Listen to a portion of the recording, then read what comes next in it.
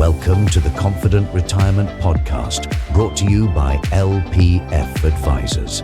We bring together competent professionals to break down concepts designed to empower listeners with the knowledge to make some of life's biggest decisions. Our end goal is your financial peace in alignment with what's most important to you. Now, let's start learning together. Hey everybody, welcome back to the Confident Retirement Podcast, brought to you by LPF Advisors. I'm your host here, Chris Fleming. Joining me is my sidekick and resident certified financial planner, CFP, Colin Habig. Yes, Hey, sir. Colin. Hey, Chris, thanks for having me. Yeah, we're back. So today we're diving into something that has retirement savers over the age of 50 asking questions. It's the new high earner rules for 401k catch-up contributions under the Secure Act 2.0.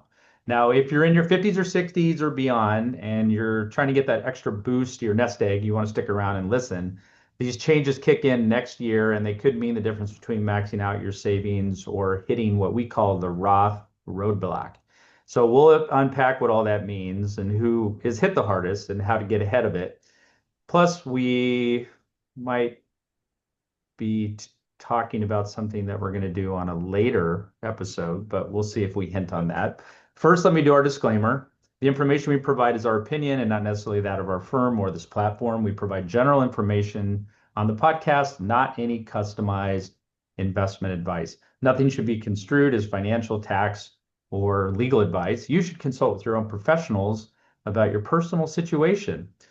So, Colin, let's jump in. I want to set the stage. So before these things go into effect, where were we at before? So someone who's before 50, someone who was after 50, and the age group between 60 and 63, what was the rules that everybody had to play by before this update of the Secure Act? Sure. So everybody that was in a 401k was eligible to contribute 23,500, which is typically indexed with inflation. And then once you hit that 50 or older time frame, the magic age, as I call it, you can put an additional 7,500 away. But just recently, the IRS came out with a new rule that said if you're in the ages of 60 to 63, instead of that 7,500, you could actually do 11,250 as that catch-up contribution, which brings that total amount that you're putting away to roughly 34,000. Okay, which is incredible. Yeah. Now that stuff isn't going away, but what we're going to talk about today is now there's a high earner category, a dollar amount that's going to impact all of this. So that's what we're going to talk about today. So why don't you go ahead and who qualifies as a high earner? Yeah, that's a great point. So it's important to start with who qualifies in that bracket. The IRS dropped final regulations in September, and they defined it clearly where if you earn more than 145,000 in FICA wages from your employer the previous year, congratulations, you're in that high earner club. That amount is the box 3 of your W-2. If you want to go back and look at that, that's the taxable wages for Social Security and Medicare only.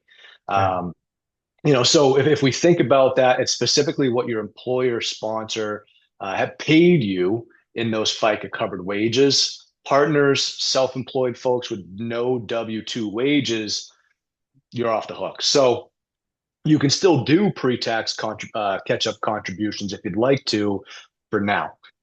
We'll see if they make any changes there. Okay. But that 145,000 threshold, that's going to bump up with inflation in $5,000 chunks. So we can expect that to creep up higher and higher over time. But here's the kicker. If your 401k plan doesn't offer Roth contributions at all, high earners can't make up those catch-up contributions in 2026. So that's zero, nothing. Okay. It's like showing up to the buffet and they cleared the prime rib for the VIPs already. So this hits small business owners hard as well. Many of the high earners in their own plans. Yeah. If you mess this up, you're unintentionally capping your own savings. Okay. So before this goes into effect, you could do those limits that we talked about earlier, you could do all of that catching up in pre-tax, right? You could. Yep. Yep. But now they're saying they're putting that 145 in there. And then if you're over that, then you're losing some of that capability to do the catch-up Absolutely. stuff in a Yeah. pre-tax way. So then that's why it's important if your plan allows you to do after tax or Roth, that's how you would still be able to do it, which we'll unpack in a second. So walk us through the why behind this Roth mandate. Is it just the government kind of pushing for more tax revenue? Partly, yes. Roth means that we pay the taxes now. So Uncle Sam gets his cut up front, but it's also about the equity piece of it too, where pre-tax catch-ups let high earners defer taxes on their big dollars, while lower paid folks that are usually in that Roth bucket, it evens the playing field a little bit more for them. And I think the big note, and you kind of touched on this before, was it's not necessarily that the limits are changing. It's more of the location for where those high earners can put those extra dollars. Right. Yep. So what if somebody is in a plan, a participant, and the plan isn't Roth ready or doesn't allow for that? Can you still let the non-high earners catch up? Is that still allowed?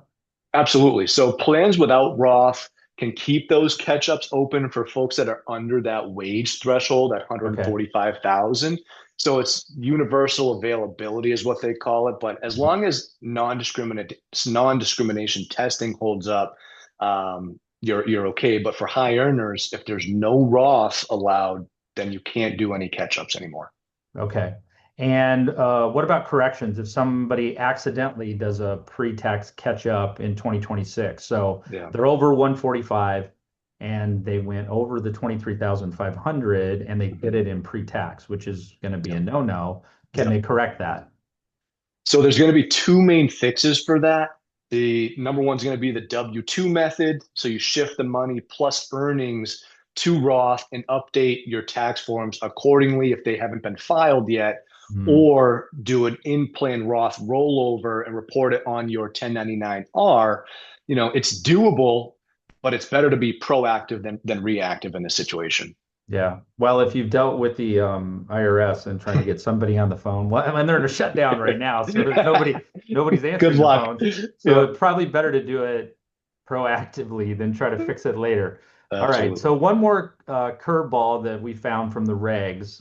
It's this deemed Roth catch-up election. Sounds kind of fancy. What's the deal there?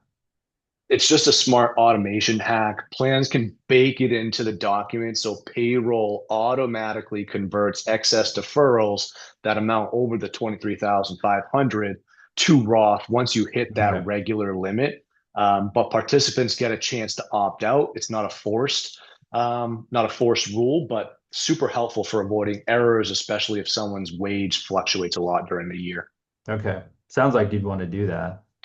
It would just Um, make everything easier for everybody. Yeah. So are there any red flags specifically for small business owners listening that have plans they're using? Yeah, so there's a big one, amendment deadlines. If you're adding a Roth for 2026, amend it by the end of that year, December 31st, 2026 for calendar plans. Operational changes start sooner though, so there's no grace period once those rules change. Okay. Everybody loves a grace period, but you don't get one in this case. Not with the IRS. No soup for you. All right. Well, I appreciate you decoding all this. All right. If you're an employer or a plan sponsor, there's 3 steps probably you should follow here. Audit your plan docs. Does it allow Roth? Higher catch-ups for people 60 to 63. Consider that deemed election thing we talked about and amend as soon as you can. Number 2, you want to loop in providers, talk to your 401k administrators or the payroll team. Can they track last year's FICA wages for everybody and set up any corrections that you need to do there? The third thing is to educate your team. So that's an email blast, maybe a webinar, hold a quick session for catch-up perks, especially for the 2025 age 60 to 63 group, and also the shift that's going to occur in 2026 with the Roth. Then the employees will be more educated on it, and hopefully that'll be a boost in morale. Of course, we all know you can send stuff out, but unless they read it, Doesn't mean anybody's reading then they just call you in an emergency. But hey, we'll go with it. We tried. Yeah. So remember, these rules fully don't amend until 2027 for most plans, but you can get operationally compliant now.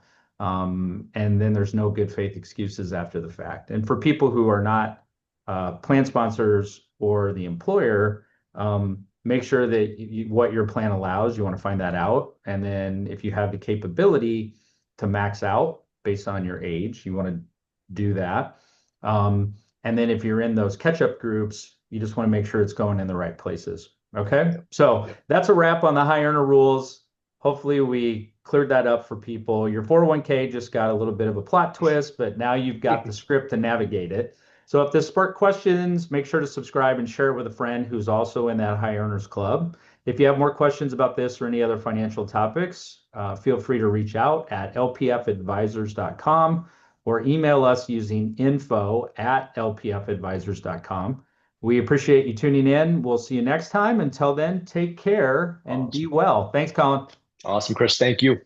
Thanks for listening to the Confident Retirement Podcast with LPF Advisors.